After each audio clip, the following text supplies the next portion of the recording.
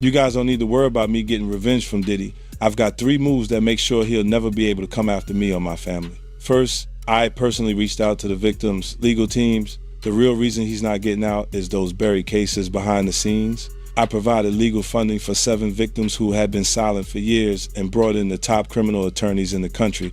Second, I bought up every potential post-release business deal he had lined up. I planned this 2 years in advance, so by the time he got sentenced and still had hope of getting out, every partner had already cut ties with him. Third, I don't just have evidence, I've got backups. This is an entire minefield that's been buried for 20 years. I uncovered every secret from the last 30 years. With testimonies from the victims, we interviewed over a dozen people he tricked, threatened, or violated. You think that's harsh? No, he destroyed other people's lives for decades. I'm just making sure he spends a few extra years in prison for it. I'm not afraid of his people, not afraid of his threats. I know he's still in there fantasizing about a comeback, but the truth is, he's never coming back. Do you regret ever getting involved in... I didn't have a choice. It got bad when I was about 15 years. He was known to be at Diddy's white parties. And one Aaron Carter told us about his brother. He said because he outed all of this information, people were coming after him and trying... When 50 Cent releases a documentary about what was hidden,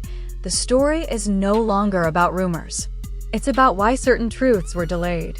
By revisiting the rise and unraveling of Aaron Carter and placing his journey alongside the unchecked power associated with Diddy, the film forces a harder question into the open. Not what people knew, but who chose not to act. And as familiar names like Justin Bieber appear in the background of similar timelines, the documentary suggests a pattern bigger than any one person. An industry where silence protected influence for years. If the truth was always close enough to see, why did it take this long for anyone to connect the dots? The love of your father and losing him, and then yet earlier you acknowledged that your father had put a to your head and fired it. Sean Diddy Combs has been swimming in both criminal and civil law. What?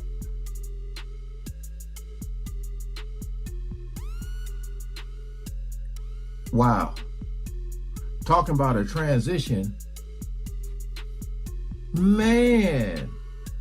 Ever since he got indicted, and the storm doesn't seem to be letting up anytime soon. Recently, another wave of accusations has just been leveled at him, this time a staggering 25 lawsuits alleging inappropriate relationships with younger individuals. And while the whispers about his past connections with Justin Bieber and Usher during their early careers have been making rounds in the past months, a new shocking name has entered the conversation: Aaron Carter. Aaron, who allegedly first met Diddy at just 9 years old, is now being linked to allegations that have sparked heated discussions across social media. When 50 Cent frames his documentary around what was hidden, he is not reopening gossip. He is reopening timelines. His work positions silence itself as evidence, asking why certain stories stalled while power consolidated around them. Feels like every time you think you've heard it all, another layer of darkness gets peeled back. Right. With the way things are unfolding for Diddy, this might just turn into the scandal of the century. I just want to make everyone happy and just love and do my music. Do you honestly think that that's the death? You know, I know who Aaron Carter is, but I don't at the same time. I forgot what it was that he actually did. But I believe he came from one of those, was it like a Disney show or something like that? I believe so. Because he has a brother, yeah. Definition of a meth head and a crackhead. Teaching my niece her first dance moves. Making music on my bed. Aaron Carter was once the golden boy of pop, a wildly talented child star whose meteoric rise to fame was nothing short of remarkable. He was only 9 years old when he dropped his self-titled debut album, captivating audiences everywhere and securing his spot as one of the biggest child stars to ever grace the music industry. Carter was tipped to do great things and have a long, successful career, but as bright as his star burned, it faded just as fast. Fame at such a young age can take its toll, but there was so much more that contributed to the downfall of Aaron's career. Several insider sources have suggested that Aaron may have been a victim of manipulation and the toxic culture that... In revisiting the rise and collapse of child fame, the film introduces Aaron Carter not as a headline, but as a case study in exposure without protection. If silence is not neutral, who benefited from it remaining intact for so long? Aaron, how you holding up? I'm doing good, man. You doing good? Yeah, staying strong. It's been 8 months of a lot of turmoil and back and forth. But at this point, I think that I've got it under control. I'm doing everything that I need to do, and just focusing on my music, which is what I love. It's my passion, and really just taking care of my aftercare, and which consists of what? The care. You're doing what you have to do. So what does that mean to you? Basically, a lot of people in the news, there's hundreds of posts from media, and they all said, that I'm 165 pounds, and when I checked into rehab last time, I was 117. Same weight that Michael Jackson died at, actually. And 117 pounds. Yeah. I got my weight up and I kept it the whole time. I've managed to turn my life around, be able to purchase houses, flip houses, be a real estate mogul, do touring after all the... So you're buying and flipping houses, huh? Yeah. And I see that this one is for sale right now. Is up for sale. This one's up for sale. Yeah, so Christy Olympus is my she's like my big sister. But she's my real estate agent. She got me to my first house, which is only like about a mile away from here. Yeah. And then flipped that one from 420 to 620, got $200,000 profit. I bought this one for 620. Aaron Carter's ascent began before adulthood could form defenses inside an industry that monetizes youth while deferring responsibility. The documentary situates his success against mounting instability, showing how access can look like opportunity until it becomes dependence. Socially, the implication is stark. When a child's value is tied to output, warning signs are reframed as pressure rather than peril. At what point does the pursuit of success override the duty to safeguard a child? There's a lot of other stuff that's going on with that. They look at the right. They look at the stuff. They look at this right here, bro. First and foremost, all the companies that you have, you understand, and I know some people have trust and have companies in their kids' name. This man never put anything in his name. Why? It's either his mother, his son, his kid's name and everything like that. He had 18 companies that was giving him some kind of revenue. Why is nothing really in his name? Is there some kind of tax evasion? They looking at that. You understand? You got people in the industry that's been saying for years, this man is having sex with underage. So now the federal government is looking at that like, yo, when is somebody gonna come forward? We got this information, this alleged information, but nobody's willing to come forward. Then they go on and say, yo, Shakur Stewart mysteriously dead. Supposed to be a self-inflicted wound. Person that had everything going for him in their life. Kim Porter dead. Somebody's car gets blown up.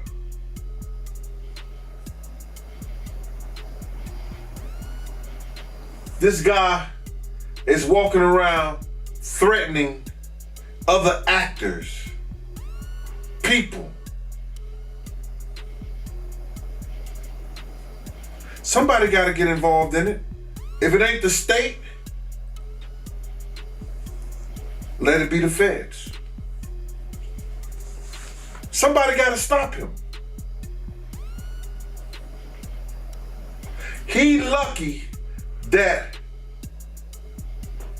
God given him the opportunity to be stopped while he's alive, then have to go to hell and face that shit. He got a chance to repent now, change his life. You mentioned minors, and a lot of people have been trying to drag Justin Bieber into this situation because there's a lot of like suspect looking videos with Diddy and Bieber in it, and you know they're making a lot of allegations. Same way they made allegations about Usher. The film repeatedly returns to proximity, who stood closest to decision makers and who controlled access. Diddy appears not as a conclusion, but as a constant presence within stories of mentorship, parties, and influence. The documentary resists accusation and instead maps adjacency, implying that power often operates through informal channels rather than contracts. If accountability lives in the spaces between roles, how do institutions trace responsibility? Do you regret ever getting involved in... I didn't have a choice. It got bad when I was about 15 years old because when I did MTV Cribs, the day that I had to go show off that house, my mom and my dad told me, we're getting a divorce, but you still have to go do this. I had to go show off all the stuff my whole life that was going to be taken away. One of the documentary's most sobering threads is the record of Aaron Carter asking publicly and repeatedly for help. These moments are not framed as breakdowns, but as documentation of fear, isolation, and an awareness that danger felt imminent. Well, they said he died from that pneumonia. Yes.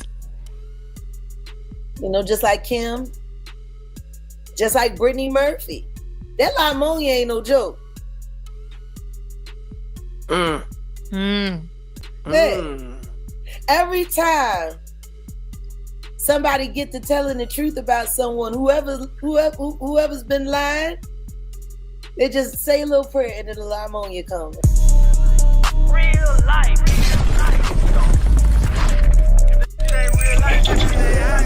It ain't real life. Just ain't real life street stars. Know what time it is. Oh no, it's all good. But Uncle Ron, Beyonce's ex-bodyguard, who threatened to expose them. Yeah, threatened to expose them, I believe, in 2023. Is deceased. He's passed away. Allegedly, that's what they are saying. Allegedly, that is what they are saying. What are your thoughts on that? Well, they said he died from that pneumonia. Yes. You know, just like Kim, just like Brittany Murphy. That pneumonia ain't no joke. Hey, every time somebody get to telling the truth about someone, whoever's been lying, they just say a little prayer and then the pneumonia comes and then yeah. A lot of people been getting that pneumonia. I'm surprised they didn't try to say that Liam. The moral implication is collective. Audiences watched, platforms amplified, yet intervention never arrived. When distress is visible to millions, who is actually responsible for responding? Got that pneumonia, but you know he went over that balcony. But the thing is, they say he went on his own. But there's two other things that I considered as I speculate. And this is all my speculation. None of this is true yet. But what if somebody told him he had to jump off? Man. What if he would have rather jumped and be out? Right. You know? Or maybe imminent danger was there. And it's that alleged was that only escape. Right. It's alleged that he had Tootsie. No, that's not alleged. That is a fact. There, Rook. It was found in his system in his autopsy. That's not alleged. That's crazy. The Tootsie, Yep. Jack, Liam Payne, his fall. There's a lot of alleged things they're saying that happened. Multiple levels, his fall.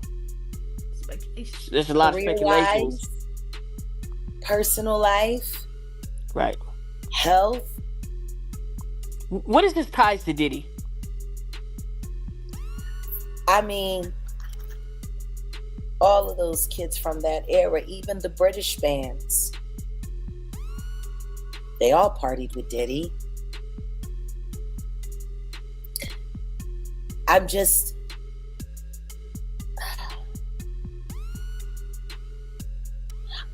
It's hard for me. By widening the lens, 50 Cent's documentary connects individual narratives to a broader culture that normalizes minors in adult spaces. The film notes how other young stars were moved through similar corridors of power where boundaries were assumed rather than enforced. To truly get invested in what's happening to Liam Payne right now, because I haven't gotten over what happened to Nick. Nick's brother, Aaron Carter. Right. A lot of people keep forgetting Aaron Carter was begging for help, begging for independent financing, begging for security. He made it very clear Sony was out to get him, just like Michael Jackson told him they would be. And right around that time, his brother had just been accused of graping one of the girls from making the band, Diddy's entity. And they were trying to make all of that go away. And Aaron called his brother out. And then the next thing you know, he said, if anything happens to me, I did not do this to myself. And then he was gone, and they said he took his own life, just like they're saying about Liam Payne. Why doesn't anyone want to see the same thing happening over and over and over again?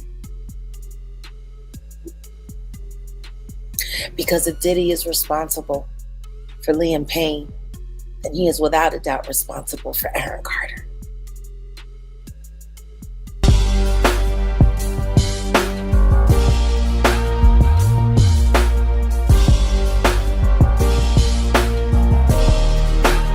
Shout out really out of street stars, nigga.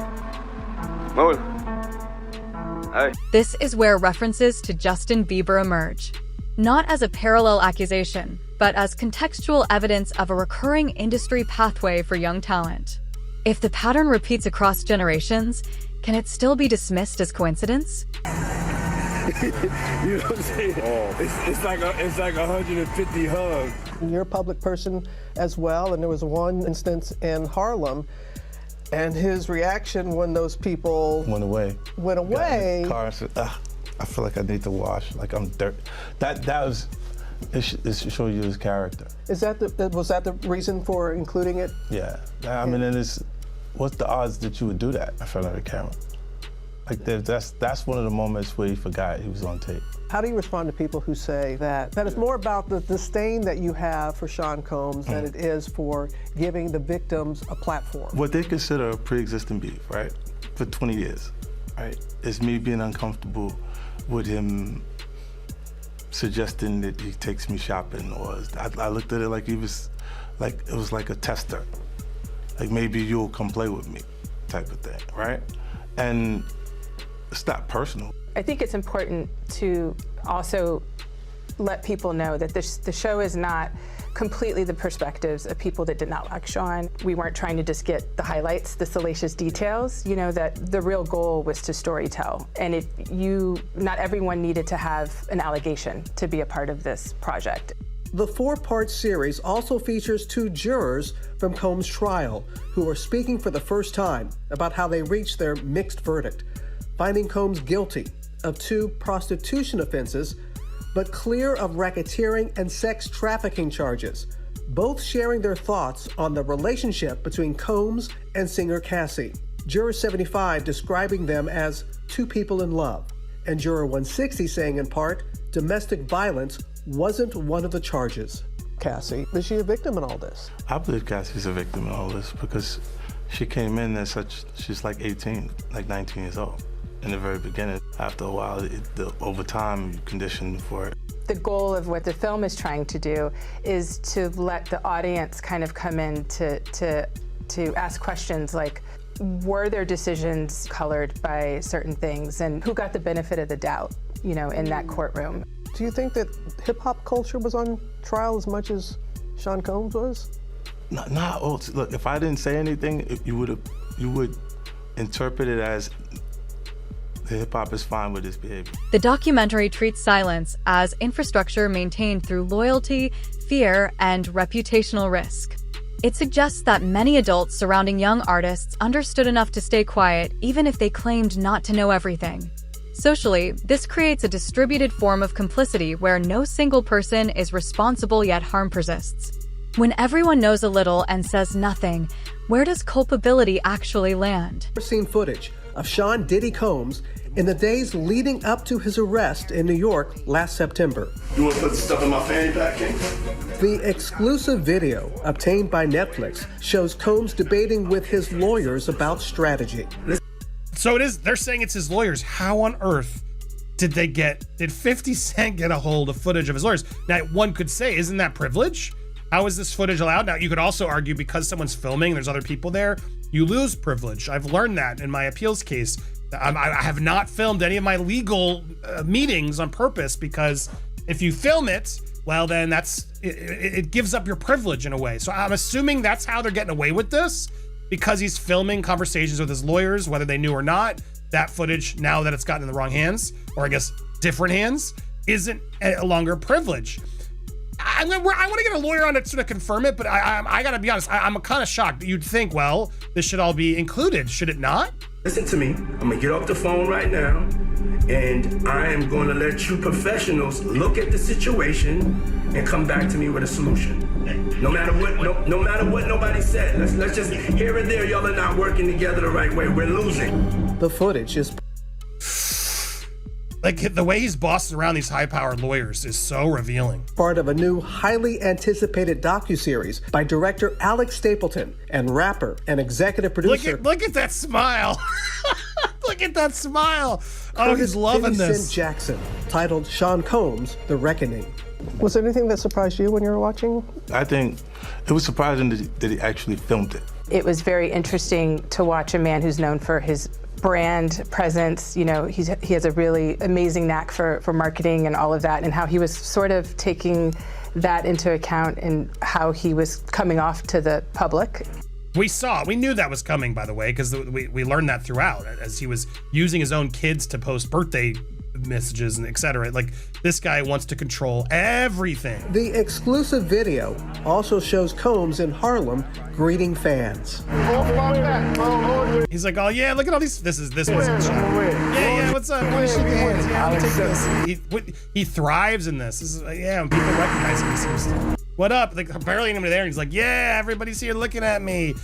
He's like the quarterback that can never graduate, it feels like to me. I need some hand sanitizer. Hold on. I got it. I've been out in the streets amongst the people. Yeah, I gotta take a bath. I've been in the streets amongst people. I gotta take a bath. He's like horrified. He's disgusted by it. Like the amount of people that actually I'm coming in contact with, like that's what I have to do. A pivotal shift occurs when speculation gives way to process. Lawyers, filings, and due diligence replace commentary, and the tone hardens without becoming sensational. The film emphasizes restraint. Names are not shouted, evidence is weighed. Legally, this transition matters because it marks the difference between cultural suspicion and institutional consequence. If truth requires structure to be believed, why was that structure absent for so long? Paying $15,000, you know what I'm saying? You can sit here and tell me that you're gonna pay me for my time sitting right down here with y'all. You understand? So then, you know, one thing led to another, and I was like, yeah, all right, well then, you know, F you, I spoke to 50, and then she said 50, and this is exact words that came out her mouth. 50 does not determine what goes in and goes out of this documentary. And he definitely don't pay, he determine what somebody get paid. It's not his documentary like that. I was like, oh, so if it's not his documentary and I spoke to him like that, I don't need to be doing nothing with you because I'm doing this on the strength of him. But you gonna pay me if I do it. So it went back and forth, you know what I'm saying, for a little bit, and then they had Kirk Burrows giving me calls and everything like that. What are you calling me for? You know what I'm saying? I'm not. Get out of here. I know what kind of dude you is anyway. Me and you cool and everything, Kirk, but don't call me about no business with this stuff like that. And then what I found out is that he was making a deal, cutting a deal for himself as well as Tim. You understand? And I was trying to get a deal for all three of us. You understand? So that's how them industry cats go. You know, that's what they do. You know what I'm saying? So I'm looking at it like this. So then he called me back again, and I told him, like, listen, man, don't you ever call my phone again, Kurt. You know what I'm saying? Because we had got into it about somebody calling him. He told me Groovy Lou called him and wanted to know why Gene's still doing this to Puff and everything like that. And I mentioned it on the Gene Deal show. You understand? I said something. Then he called me back like I was lying. And listen to me, Kurt. Don't call me about what these clowns and these niggas say right here, bro. And especially don't call me talking about what I gotta fix, when in fact, you know what you told me and you know what our conversation was. You know what I'm saying? So the whole thing about why I'm not in the thing, the lady was talking greasy to me. She had no right to talk greasy to me. And then she told me that 50 didn't have the power to do anything, but they using his name to like push the whole documentary. And that's what it was about. So that's why you don't see a cameo other than the pictures they used of me on the film in the documentary. I got like 3 or 4 pictures in the documentary that I've seen of myself. You know, some people say they saw more, but I know three different times where I was certain places that you could actually see me in the documentary, and that's the only thing you're gonna get. But the stories that they told in the documentary, bruh, come on. They could have went a whole lot deeper. They could have did a whole lot more. So I ain't in the documentary because that lady that was the director, I think, what's her name? Alex State, you know her name, Mike? The documentary underscores why so few spoke out. Speaking carried consequences while silence preserved careers. 50 Cent positions himself as an outlier willing to absorb backlash to force examination, not because he claims certainty, but because he questions delay. Well, I usually leave these things to the end of my interviews, but I really gotta say, rest in peace, Aaron Carter. Yeah. You actually called me the other day to break the news to me. Mm-hmm. And this is someone that we both interviewed multiple times. I was shocked. How did you feel when you heard the news? Yeah, I was definitely shocked. But at the same time, I mean, I had interviewed him, I think maybe like a week and a half before he passed. I'm not sure, but it came out 3 days before he passed. Huh. And when he came in that time, he definitely was not in a great mental state. Like I remember you saying that you hadn't interviewed him for like over a year before he passed. It was the same thing with me where I was kind of interviewing him regularly, and then I didn't do it for a period of, I don't know, a year or two. And then I decided like, okay, he hit me up. I'm like, let's do it. I want to see how you're doing, check in. Came in to do the interview. It wasn't great. You know, he was drinking lean. And he was drinking lean in the interview? I mean, he tried to deny it, but it was like super purple. He's got a double cup. I don't know what else it would have been. But, you know, he's just kind of like slurring his speech. And, you know, I heard that him and his girl broke up again like 2 days after we did the interview, because she was there, like posted up, like, and I guess they had been through this dramatic breakup. And some of the stuff that I was talking to him about was super depressing, like him having his kid taken away by the state or whatever. And, you know, at one point I'm trying to like tell him like, you got to get your kid back, dude. Like, you can't be thinking about anything else. You got to just be focused on how to get your kid back. And then I start to think. The implication is not bravery as spectacle, but risk as a prerequisite for accountability.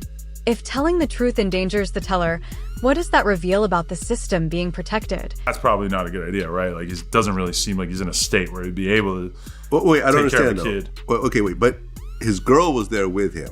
Yeah. So how did he get his kid taken away if he's with his girl still? Well, I guess the kid got taken away from both of them. And went to live with her grandma. Oh. Which, you know, and I don't know if his girl has issues or if it was 100% him causing the issues, but I guess it's like, I mean, he tried to blame it on the fans, like reporting abuse or like reporting him, saying that he's on drugs, saying all this, yada, yada. But they did get in a big fight at one point.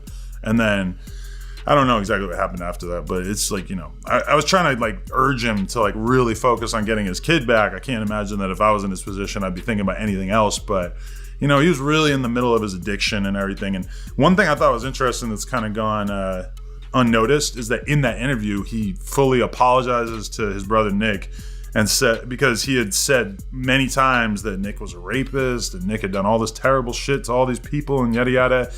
And in the interview, he basically acknowledges, oh, I was taking somebody else's word for that. I don't actually believe that that's true, which I found really interesting. I'm like, so you were smearing him for all these years just because you believed one random person? I don't know. But then there was a clip that came out last night of Backstreet Boys' performance where his brother actually like broke down crying, talking about losing him and everything. And it's kind of crazy to see that, you know, where I'm sure Nick to a certain extent had felt sort of, you know, plagued by his brother and traumatized by having his brother like really trying to smear his career for all these years, saying all this terrible shit about him, and then to see him go before they were able to ever really reconcile. But I mean, Aaron in my interview was saying that he would like to reconcile with his brother, and I'm thinking in my head, I'm like, that is probably a ways away until you know, there's gonna have to be some space between you having made all these accusations about him and him being able to accept you, you know. But yeah, it's just a super sad ending to that story. In closing, the film refuses a clean ending. It does not declare guilt. It documents imbalance between fame and safety, access and oversight, rumor and record. 50 Cent's documentary asks viewers to consider not only what happened to Aaron Carter, but what was permitted to happen around him, and why names like Diddy and references to Justin Bieber surface within the same conversations about power. When the industry finally looks inward, will it change its structures or simply rebrand its silence?